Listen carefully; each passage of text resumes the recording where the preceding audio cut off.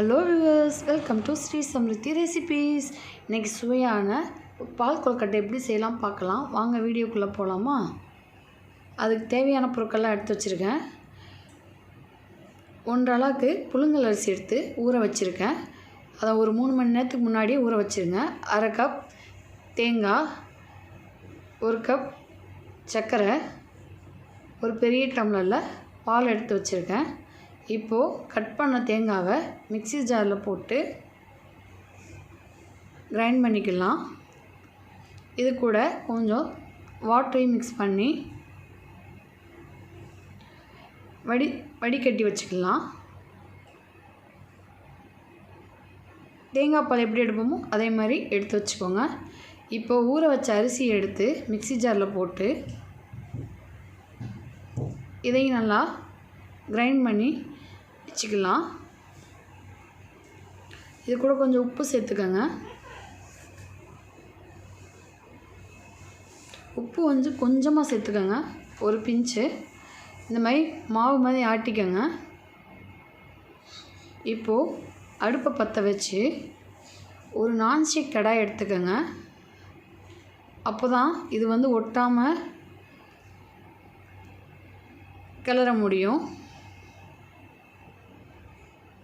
இப்போது கடாய் காஞ்ச உடனே கொஞ்சம் எண்ணெய் விட்டுக்கோங்க.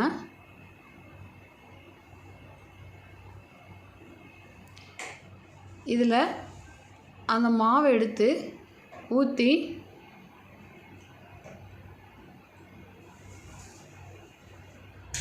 ஊற்றிட்டு கைவிடாமல் கிளறி விடுங்க. அதை நல்லா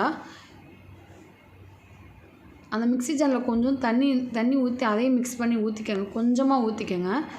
நல்லா அதை கைவிடாமல் கட்டி சேர்க்காமல் கிளறி விடுங்க. இந்த மாதிரி கிளறி வச்சுக்கோங்க. பாருங்கள், இந்த மாதிரி நல்லா உருண்டை பிடிக்கிற மாதிரி இதை ஆற விட்டுட்டு ஒரு பவுலில் எடுத்து வச்சுக்கலாம்.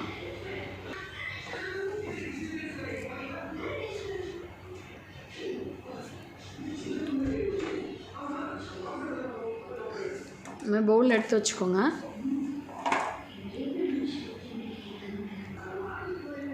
பாருங்கள், நல்லா இந்த பதத்துக்கு எடுத்து நல்லா மிக்ஸ் பண்ணி வச்சுக்கோங்க. இதில் கொஞ்சம் கொஞ்சமாக எடுத்து சின்ன சின்ன உருண்டையாக எடுத்து கையில் கொஞ்சம் எண்ணெய் விட்டு உருண்டை பிடிச்சிக்கோங்க. உங்களுக்கு என்ன சைஸ் தேவையோ அந்த சைஸுக்கு பிடிச்சிக்கோங்க. இந்த மாதிரி வதக்கி செஞ்சால் நல்லா டேஸ்ட்டாக இருக்கும். அதேமாதிரி புழுங்கல் அரிசியில் செஞ்சால் சாஃப்டாகவும் இருக்கும். இப்போது அடுப்பை பற்ற வச்சு ஒரு அகலமான பாத்திரத்தை எடுத்து வச்சுக்கலாம்.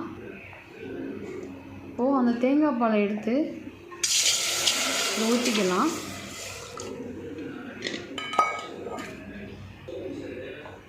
அது கூடவே ஒரு டம்ளர் பாலையும் எடுத்து சேர்த்துக்கலாம். இப்போ 1 கப் சர்க்கரை எடுத்து வச்சுருக்கோம்ல, அதையும் சேர்த்து போட்டு இப்போ கொஞ்சம் தண்ணி ஊற்றிக்கோங்க. அந்த பவுலில் எடுத்து ஊற்றிக்கோங்க. இந்த சர்க்கரையும் மிக்ஸ் பண்ணி விடுங்க. சுகர் உங்களுக்கு தேவைக்கேற்ப போட்டுக்கோங்க. இது வேகட்டும். நம்ம இப்போ உருண்டை பிடிச்சி வைக்கலாம். நல்லா கொதிச்சிச்சு பார்த்தீங்களா? இப்போது உருண்டை பிடிச்ச அந்த கொதிக்கிற பாலில் எடுத்து போடலாம். இந்த வீடியோ பிடிச்சிருந்தா எங்கள் சேனலை சப்ஸ்கிரைப் பண்ணுங்கள், லைக் பண்ணுங்கள், ஷேர் பண்ணுங்கள். மறக்காமல் பெல் லிங்கை கிளிக் பண்ணுங்கள். ஒரு கிளறி விடுங்க. இது ஒரு 20 மினிட்ஸ் வேக விடுங்க. அதை நல்லா கொதித்து அப்பப்போ கிளறி விட்டுக்கிட்டே இருங்க.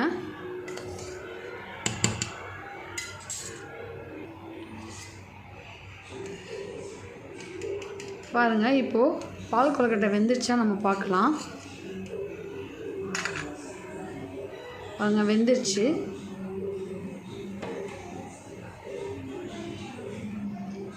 சுவையான பால் கொழுக்கட்டை ரெடி. இதில் கொஞ்சம் ஏலக்காய் துருவலையும் உங்களுக்கு வேணும்னா சேர்த்துக்கோங்க.